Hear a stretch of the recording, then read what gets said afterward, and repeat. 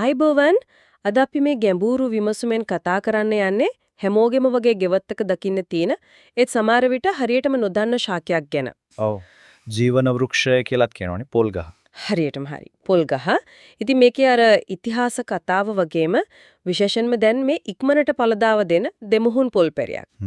සාර්ථකව හිටවගන්නේ කොහොමද කියලාත් අපි අද හොයලා බලමු. හොඳයි. මේ තොරතුරු ටික අපි ගත්තේ සිලෝන් කෝන ඇග්‍රි ෆාම් සපයපු ලිපියකින්. අදහස තමයි ඉතින් මේකේ තියෙන වැදගත්ම දේවල් ටික අරන් සරලව කතා කරන එක. ඒක හොඳයි.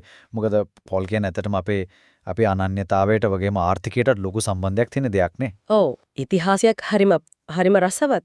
කොච්චර පරණද මේ කතාව? පුරාවිද්‍යා සාක්ෂියෙම බලද්දි මේක අවුරුදු දහස් ගාණක් පරණයි. අර දකුණු ආසියාව පැසිෆික් දූපත් විශේෂයෙන්ම අර ඉන්දු මැලේසියානු පැත්තේ තමයි මුලාරම්භය කියලා හිතන්නේ. දහස් ගාණක් කිව්වේ. ඔව් මිනිස්සු මේක වගා කරන්න අරගෙන සමහර විට අවුරුදු 5000ත් 10000ක් අතර කාලයක් කියලා තමයි කියන්නේ. ඇත්තට හරිම පුදුමයි නේද? අර පොල් ගෙඩිය වතුරේ පාවලා ලෝකේ වටේ ගියා කියන එකත්. ඔව් ඒකත් විශේෂ කාරණයක්. ඒකෙන් තමයි මේ තරම් පුළුල්ව ව්‍යාප්ත වෙලා තියෙන්නේ. ලංකාවේ ඉතින් කප්රුක කියලාත් කියලාමනේ. නිකන් නෙවෙයි නම වැටලා තියෙන්නේ නේද? අනිවාර්යෙන්ද. ඕනෙම දෙයක් සපේන ගහ කියන එකනේ තේරුම. කෑම බීම ඉදලා ඉන්ධන බෙහෙත් ගෙවල් දොරවල් හදන්න පවා. ඔව් අදට බලනකො ශ්‍රී ලංකාව කියන්නේ ලෝකෙට පොල් අපරණය කරන ප්‍රධාන රටක්. ඒක ඇත්ත. විශේෂයෙන්ම පොල් තෙල්, පොල් කිරි වදී දේවල්. පොල් සංවර්ධන අධිකාරියේ දත්තත් එක්ක බැලුවම 2023 විතරක් ඩොලර් මිලියන 600කට වඩා ආදායමක් පොළවලින් ලැබලා තියෙනවා. ඒක ලොකු ගාණක්. හොඳයි දැන් අපි එමු අර විශේෂ කාරණාවට දෙමුහුන් පැලයක් හිටවන එකට. ලිපියේ කියන විදිහට අවුරුදු 2-3න් පොල් කඩන්න පුළුවන් කියලානේ කියන්නේ. ඔව් ඒක තමයි ගොඩක් දෙනෙක්ගේ උනන්දුව තියෙන්නේ. ඉක්මන් ප්‍රතිඵල. ඉතින් කොහොමද ඒක හරියට කරගන්නේ? මොනවද පියවර? හරි.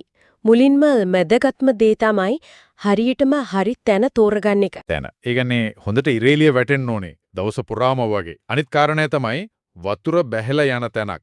වතුර රැඳෙන්න හොඳ නෑ මුල් වලට. හරි. වතුර හිර වෙන්නේ නැති තැනක්. ඔව්.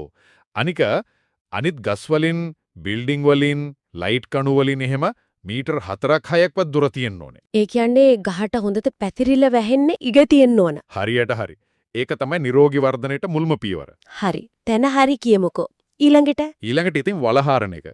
අඩිය කාමාරක් දෙකක් විතර ගැඹුරට ඒ වගේම පළලටත්. අඩි 1මාරක් 2.0 වලක්. ඔව්. හාරලා ඒ ගොඩ දාන පස් ටිකට හොඳට දි รา පත් වන ගොම පොහොර වගේ කාබනික දෙයක්. ඊට අමතරව රොක් ෆොස්ෆේට් කියලා තියෙනවා. අර ෆොස්ෆරස් බහුල ස්වාභාවික පොහොර. ඒකෙන් ග්‍රෑම් 200ක් විතර. ඔව්. ඒ වගේ ප්‍රමාණයක් පුරුවෙන් නම් ලුණු නැති මුහුදු වැලි ටිකකුත් මිශ්‍ර කරාම තවත් හොඳයි. මුහුදු වැලි. ඒ මොකටද? ඒකෙන් පස්සේ වතුර බැහැලා යන එක අර ජල වහනේ හොඳ වෙනවා. හරි තේරුණා. ඊට පස්සේ ඒ මිශ්‍ර කරපු පස් වලින් ආය වල පුරවනවද? ඔව්. ආයම වල පුරවන්න ඕනේ. හැබැයි උඩින් සෙන්ටිමීටර් 30ක් විතර හිස්සිඩක් තියෙන්න ඕනේ. සම්පූර්ණයෙන් පුරවන්නේ නෑ? නෑ. ඒ ඉඩ තියන්නේ පස්සේ වතුර දාන්න, පොහොර දාන්න එහෙම. හරි. දැන් තමයි පැලේ හිටවන්නේ. ඔව්.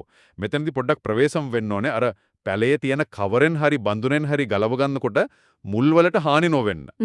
හිමින් සැරේ. ඔව්. ඊට කලින් පැලේට වතුර ටිකක් දාලා තිබ්බොත් ලේසියෙන් ගැලවෙනවා. මොකද පස තෙත්තුනාම. හොඳ අදහසක්.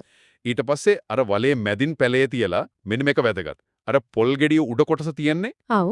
ඒක පොළොව මට්ටමින් සෙන්ටිමීටර් 10ක් 15ක් විතර යටින් තියෙන්න ඕනේ. ඒ කියන්නේ පොඩක් ගැඹුරට. ඔව් පොඩ්ඩක් ගැඹුරට.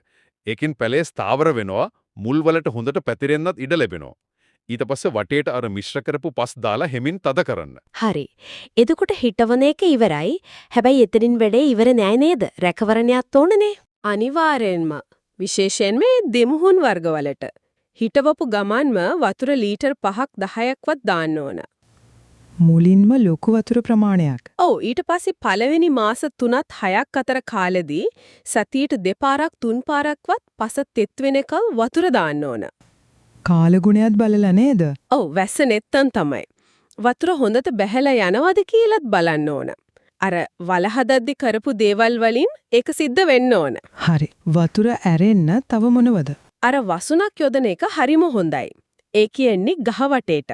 මල්ච් එකක්. ඔව් මල්ච් එකක්. වේලිච්ච තනකොළ, පොල් පිටි, කොහුබත් වගේ දෙයක් අතුරන එක.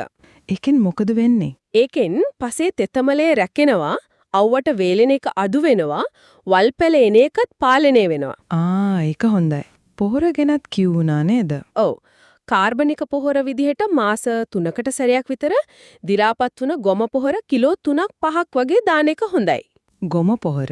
දෙමුහුන් වර්ග ඉක්මනට වැඩෙන නිසා රසායනික පොහොරත් යොදන එක හොඳයි කියලා නිර්දේශ කරනවා.